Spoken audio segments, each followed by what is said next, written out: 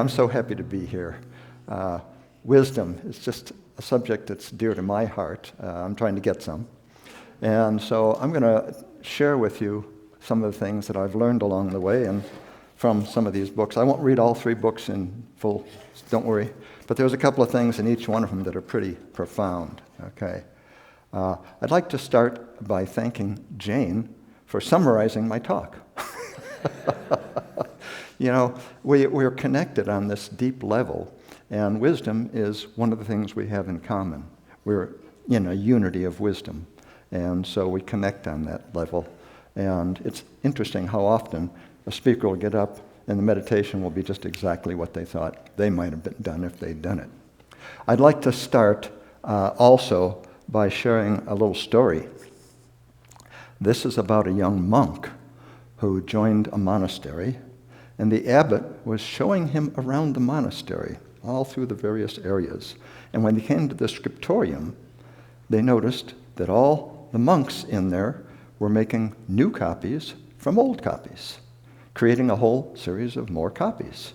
And the young monk said to the abbot, well, you know, what happens if there was a mistake in the copy they're copying from? It would be propagated continuously. And the abbot said, that's a very wise observation. Hang on to that wisdom. It'll get you far. And later that evening, the new young monk was going by the scriptorium, and he heard this wailing and screaming. And he looked in there, and there was the abbot with an old tattered book in front of him. And he said, celebrate. The word is celebrate.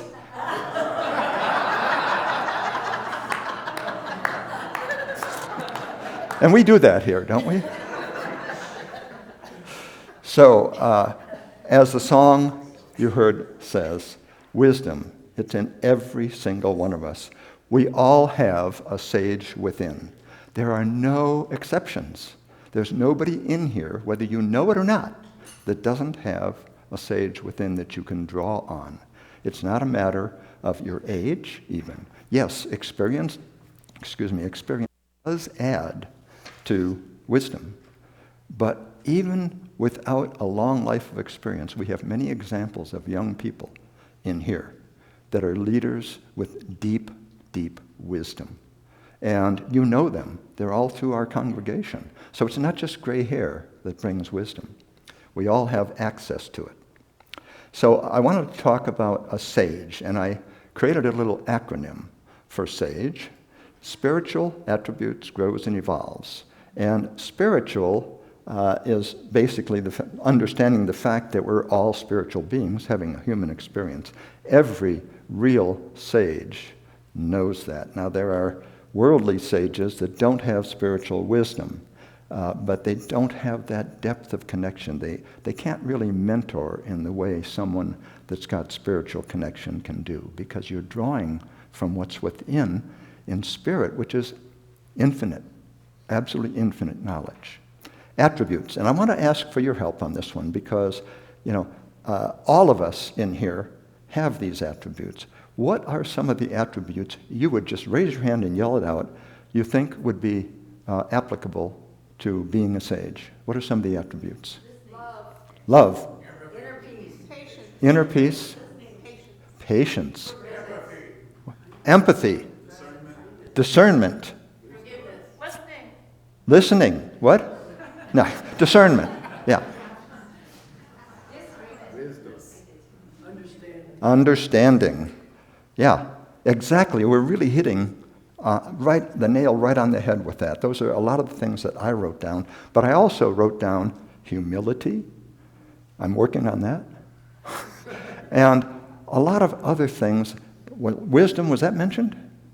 Okay. Discernment, I know, was mentioned. But so those are some of the attributes. But a sage also grows. A sage learns from their mistakes. We all have the opportunity to learn from our mistakes. And that gives us that spiral of learning that can convert into wisdom. So don't think of your mistakes as something wrong. Think of them as learning experiences because they help us to grow. And the last one, E for evolves. A sage evolves. And we're going to talk about a really interesting I might say, profound book that I was reading that talks about us evolving as a species, not just individually, but as a species in common. And I'll share that in a little bit as we go along. So I want to talk also about the two types of wisdom that I think exist. One is called worldly wisdom, without maybe the spiritual aspect, and the other is spiritual wisdom. With worldly wisdom, basically it means that we have understanding that allows us to create value in our life and in the lives of those around us. And that doesn't even need any spiritual wisdom, does it? And we'll talk about spiritual wisdom as well. But I wanted to just talk about worldly wisdom because worldly wisdom can be something that's very beneficial if you add it to knowledge. Knowledge alone can get us into trouble. I know a lot of extremely encyclopedic knowledge people that I would say have very little common sense and haven't converted it into wisdom. So maybe they've got all this knowledge, but they're using it inappropriately, sometimes not even for good. So knowledge alone doesn't cut it. We need to add that wisdom to it. And we're going to talk about adding one more quality to it as we go along. And I'll bet you can guess what it is. But right now, worldly wisdom, with the right teacher, that person that has that deep knowledge could learn to adapt and to convert it into wisdom. So that's the ironic part. So many people have this knowledge, but there's not the teacher available, or the teacher hasn't found them, or they haven't found the teacher. So that to me is something that we need to really work on as human beings around the planet. And I hearken back to ancient Egypt, where they had what's called mystery schools or mystical wisdom schools. This goes back thousands of years. And in these wisdom schools, well, first, I wrote down a little saying that I thought I'd share with you. The third eye leads to the butterfly, okay? Now, we talked about, in every one of us, open your eyes, two eyes. But there's a third eye as well. And that's what they tapped into in these wisdom schools in ancient Egypt. The way that it worked was this.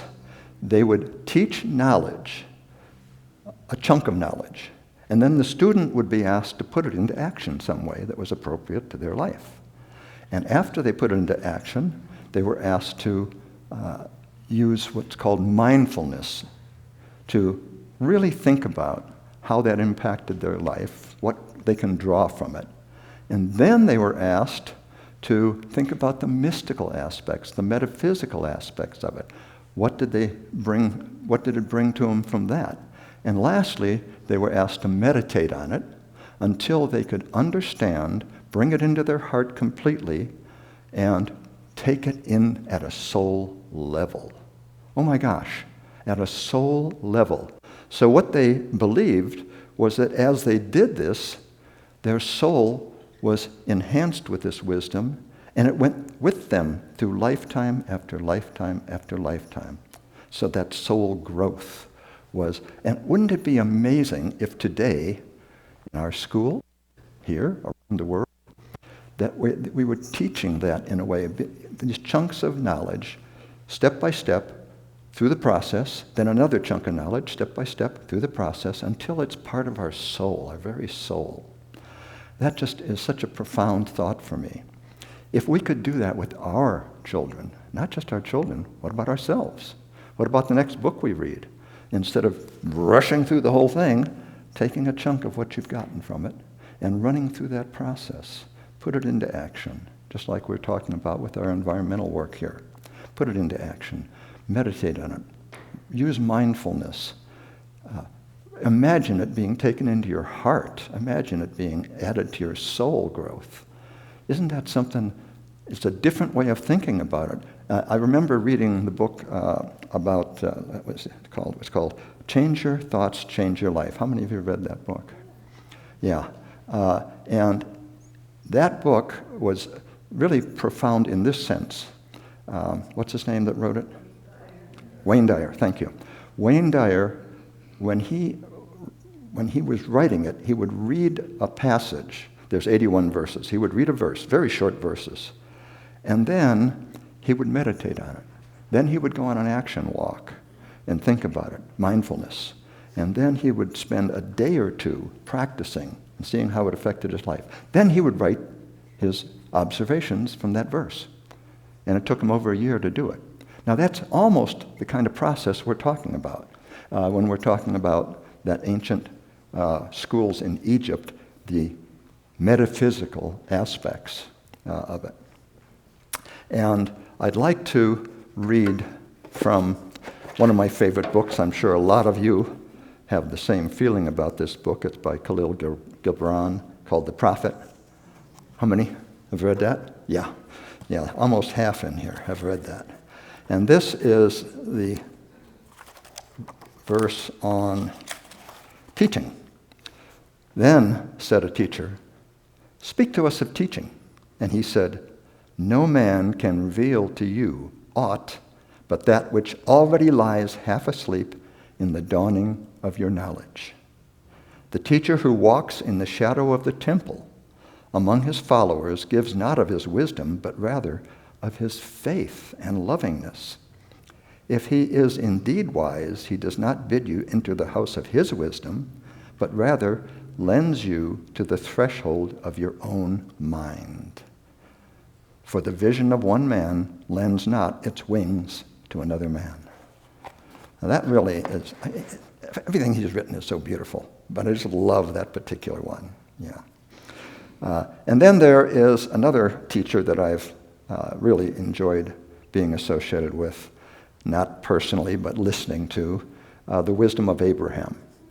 Most of you probably know who Abraham is. It's a channel. And let's see.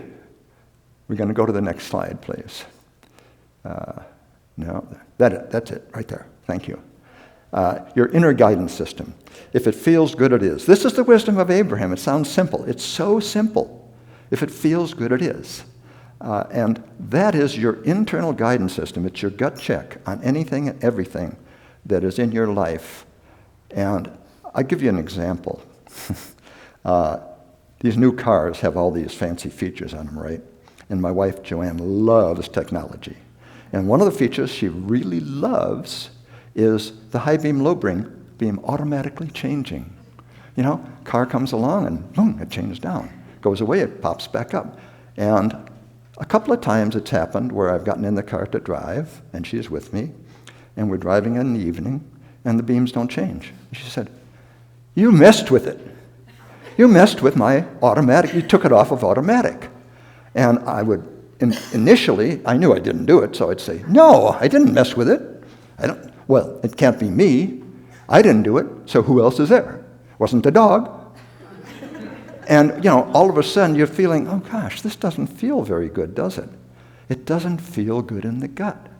And so what I learned is if it's happened more than once, which it did, I learned to say, "You're right. That did get messed with. Don't know, but I'll try to be more aware." And done. Everybody's happy. It felt good. The ego didn't need to be a part of it. I didn't need to be right. Would you rather be happy or right? How many times have you heard that? Yeah. A happy wife, happy life, that's another one. Yeah. Guys, definitely pay attention to that one. So I also read a little bit from the Bible called Christian Spiritual Wisdom because, and there it is, I loved this idea of asking God for wisdom. Now, when I think of asking God for wisdom, I'm not thinking of beseeching someone out there. I'm thinking, I've got the wisdom in here. How do I release it? How do I get it out? And I ask God, help me release that inner wisdom that's in there. So that is a technique that has worked for me in a number of times, and I've shared it before, so I won't share each of the stories again. But just one quick example, the Course in Miracles, some of you that have studied it know that it can be convoluted. And I've shared that one of the things I do is I read a passage and I can't quite understand it. I ask for help. I know I have the wisdom within to understand it, and it begins to clear it up. In fact, it always clears it up. There's other examples in my life, but I will just say that anytime I ask for help, it's there.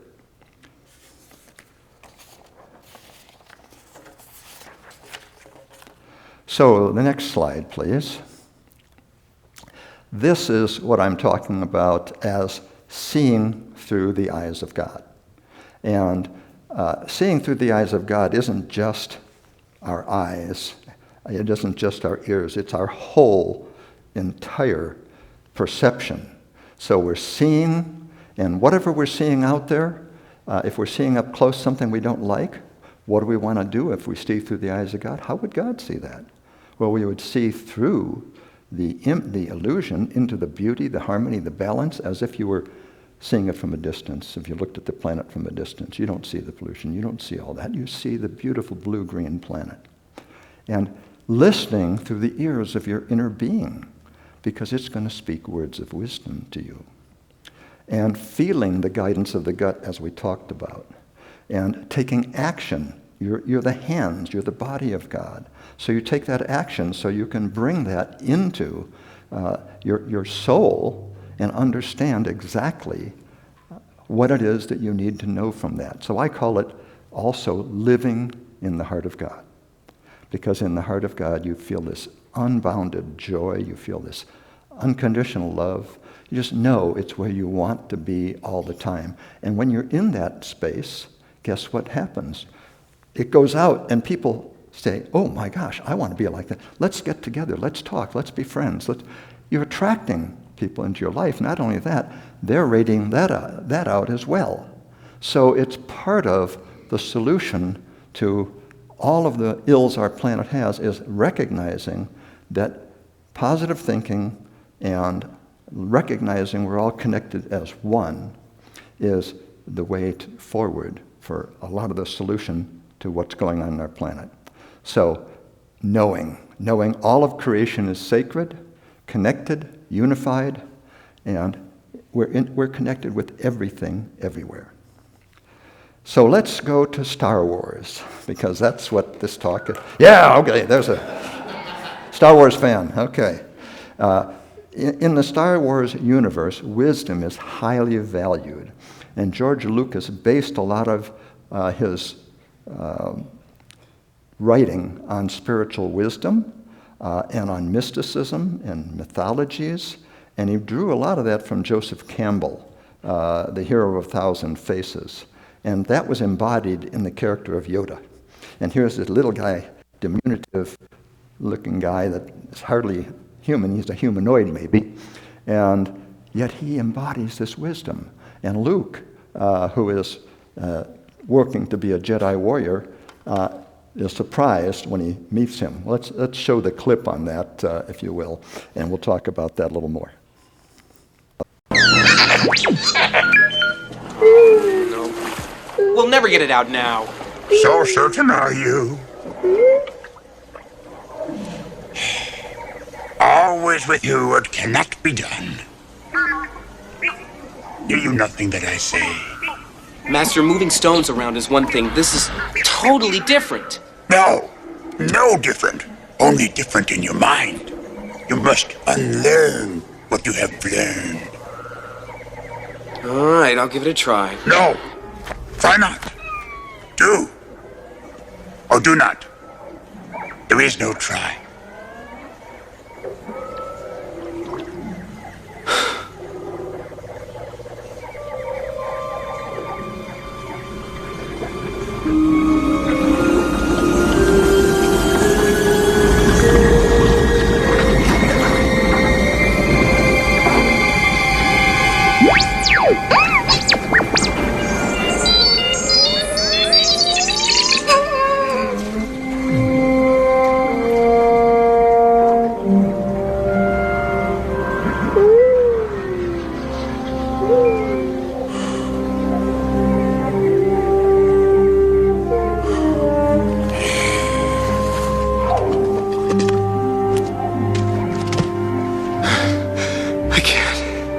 It's too big.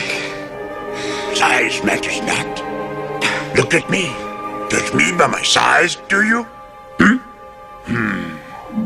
And where you should not. For my ally is the Force. And a powerful ally it is. Life creates it. Makes it grow. It's energy surrounds us and binds us. Luminous beings are we, not this crude matter.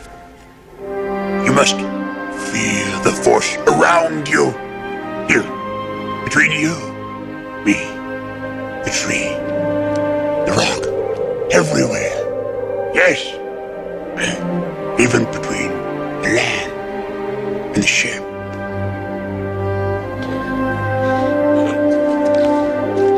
You want the impossible.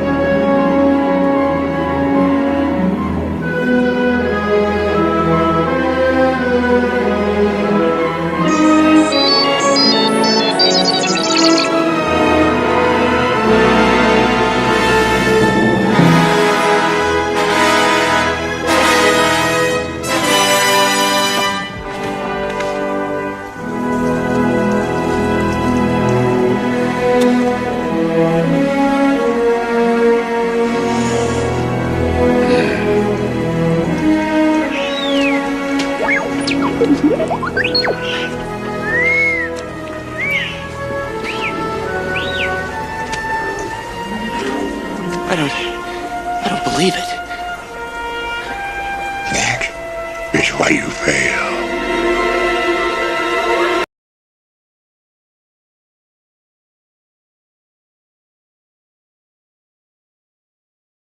Of a message in there, isn't there? Oh my gosh.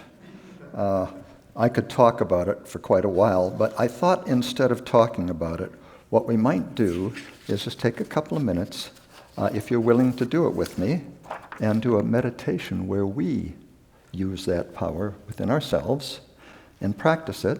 And I'm just going to give you a brief way of doing it, and you can take it home with you maybe and try it. So if you're willing to play with me on this one, I would ask you to close your eyes and just take a moment to become still. And I'm going to give credit. This is from a book by Sarah Langan and Mike Dooley titled The Dream, the Journey, Eternity, and God. Candled answers to life's deepest questions. So go within and tune in to source energy. Open to it and allow it to flow through you. See yourself as Source sees you. Focus on the perception that everything you wish to be, you already are, and create from this truth. Wisdom knows that perception is everything. Perception of life guided by wisdom and love. We are all one and living in the flow of spirit. There is no separate self. Whatever is happening for you. Take a minute to recognize that you have full access to source energy, the force from within. You are source in physical form. You have already accomplished that transformation of your original non-physical energy into your current physical form. You have the ability to create worlds. When you believe this, that is when you will move incredible and miraculous things into physical form that are beyond your wildest dreams. And this envisioning, seeing it as already done, applies to the ethereal aspects we might desire as well. For example, of being wiser, wanting more love. See it and feel it in your physical body as your reality right here, right now. Remember, it's all energy, and consciousness moves energy into form. What is it you want to move from energy to form? Combine the inner wisdom of your mind with the loving compassion of your heart to contemplate the answer.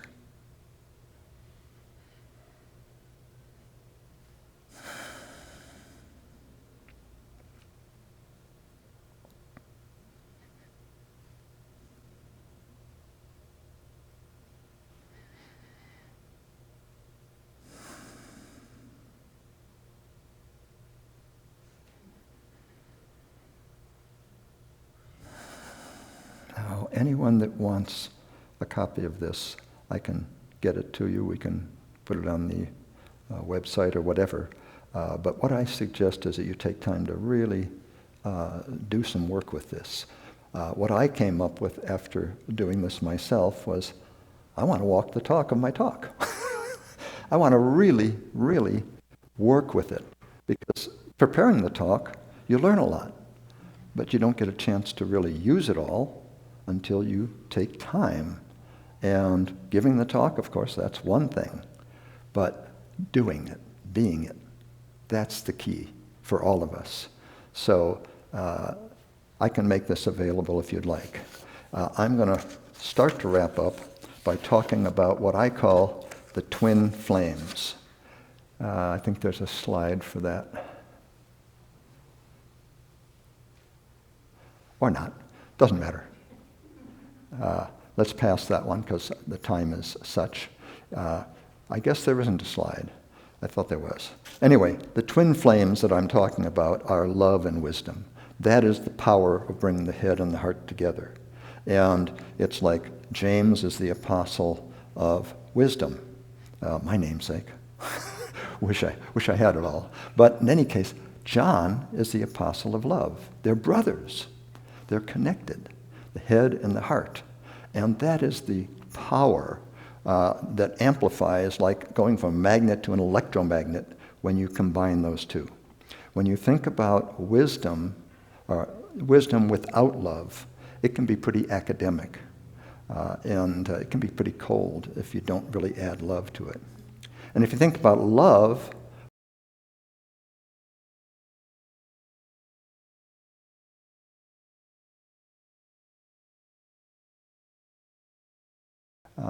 but combine the two of them, and that is the power of consciousness to one of unified connection with ourselves and with the planet, knowing that the planet is something that loves us like we love it. And so making that connection between love and wisdom.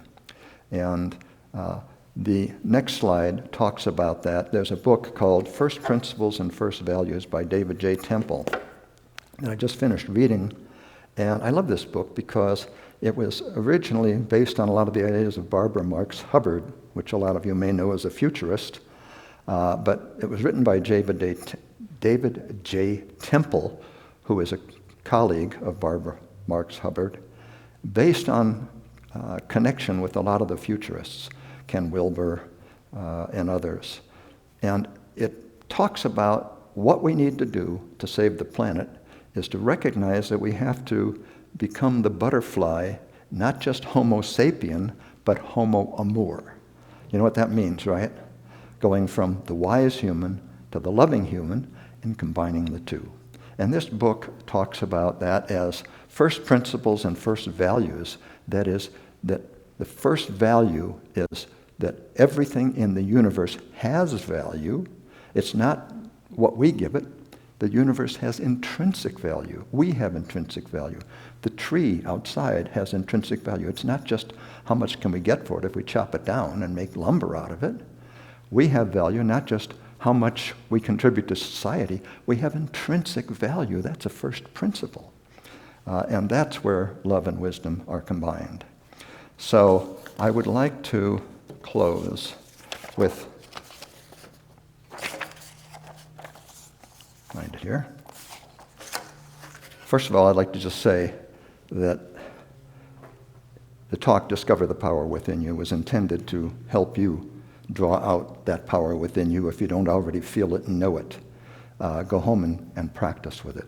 Know that this is something, if you take nothing else from the talk, know that you have the ability to use that power within, practice with it, take action on it, meditate on it, and learn from everything that you run into in your life as you go forward. And I'll close with a poem I wrote. Becoming a Sage. The time of our life called coming of age is really about becoming a sage. It's burning twin flames of wisdom and love that come to us not from high up above, but from our within, the seat of our soul, and lead us to wisdom with love as the goal. Those dreams of despair that often seem real are simply illusions that fear makes us feel. But love is the answer to fear's siren call. It frees us from doubt and connects to the all. With God as the source of the good that we see, our soul is the guide that helps set us free. So listen with ears that are tuned to the truth, and wisdom will flow with your words as the proof. Thank you.